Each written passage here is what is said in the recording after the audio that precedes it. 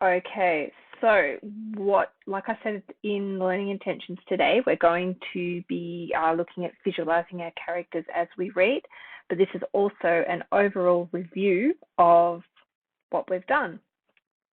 So I've recorded this twice and it hasn't worked, so hopefully this time it will.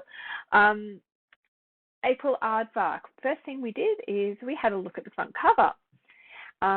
We had a look at what was on there. We discussed what an aardvark was.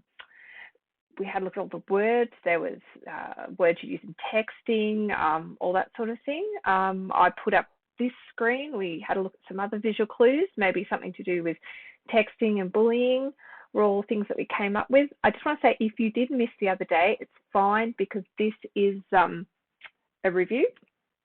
And so we've already had a look at it. So this is sort of catching up. I think there's 2 of you that were away that day. All right, so if we have a look at a summary, Ez and his gang of bullies have created a fake social media account to inflict torment and misery on their fellow middle schoolers. The account's name, April Aardvark, echoes through the halls with fear and confusion. The gang is smugly satisfied with the results until the day April Aardvark shows up for class. She's a living, breathing manifestation of the account, a mean, obscene insult machine. The gang tries its hardest to win her over, but April has no need for friends, nor does she care who she targets. So this was looking at the summary. We had a big discussion about manifestation, how somehow thoughts, actions had manifest this person that didn't really exist, and how they could relate to fake social media accounts and things like that. So we're going to meet the characters, but we're only meeting the Act 1 characters because we're going to take this very slow and go through bits and pieces. Remember, we're learning to visualize characters, come up with the adjectives to describe the characters, but first we have to see what does the text tell us.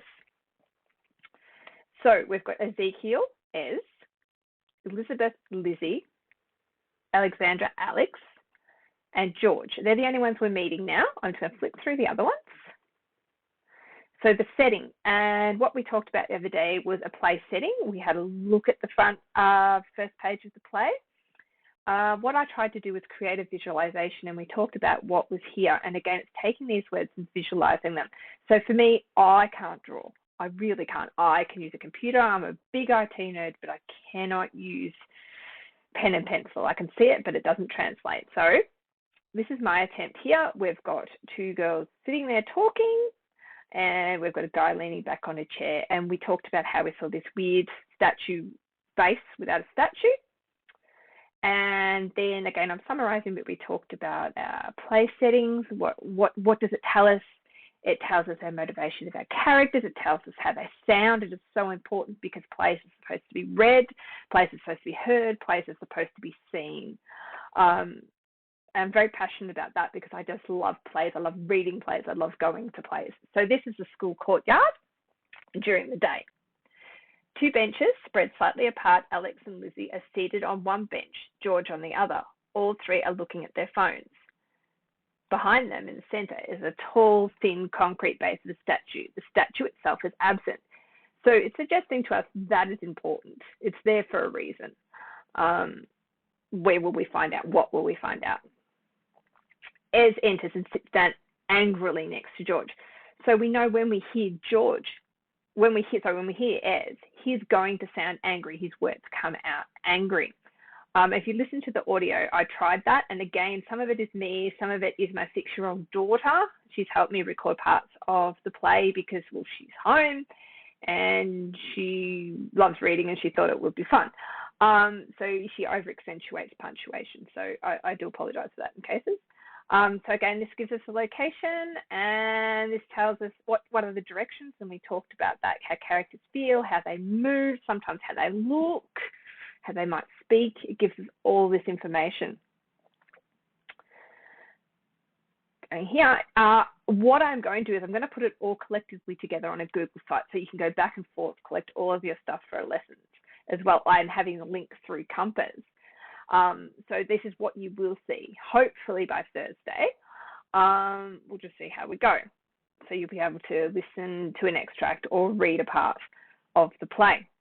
Now, as we did, we read it out and you all did a fantastic job reading. I was so impressed. You got into the characters. We discussed the characters. That was fantastic, which goes on to talk about what we're doing. We are mind mapping some of these characters. So this was one we talked about already, and we did together. We talked about S, our bully, and clearly a bully. History, all this. Once you read that act, as we did, that he got almost suspended for sending bullying text messages, mean text messages, vicious, devious things. That he's the antagonist. We talked about protagonist, antagonist. We talked about foils and heroes and anti-heroes, but our main thing at the moment is protagonist, the main person that goes through that that has the journey and learns something, and the antagonist, who is the bad guy. We also talked about foils, and we'll come back to that as well. So we said he was an antagonist because he's clearly doing something bad.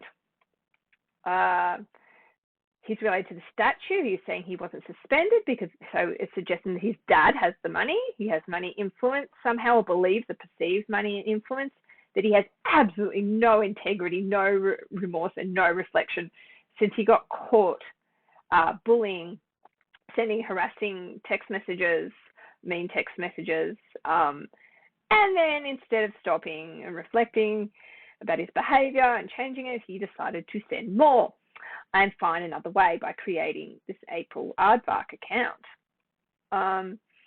Other things, I suppose, you see about him is that he is clearly the leader in the group. We talked about him again. We did do a mind map. You just need to open up your writer's notebook and have a look.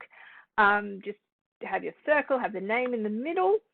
I've got the other ones here. If you want these PowerPoint slides with the circles, I can send it through. Just email me. So I've got them all there. So that is your goal, to go and have a listen, have a read. Sometimes it's good to listen to it first. Sometimes it's good to listen to it and read along. Some people just like to read. I know I do. I don't like other people in my head. I'm not an audiobook fan because of that. I like the characters to sound how I want them to sound. But again, we did read this out the other day. If you're away, if you need me to read it with you on the phone, on WebEx, and we can sort something out. So please don't stress. Again, please email me, have a go at these mind maps, and I look forward to seeing your work.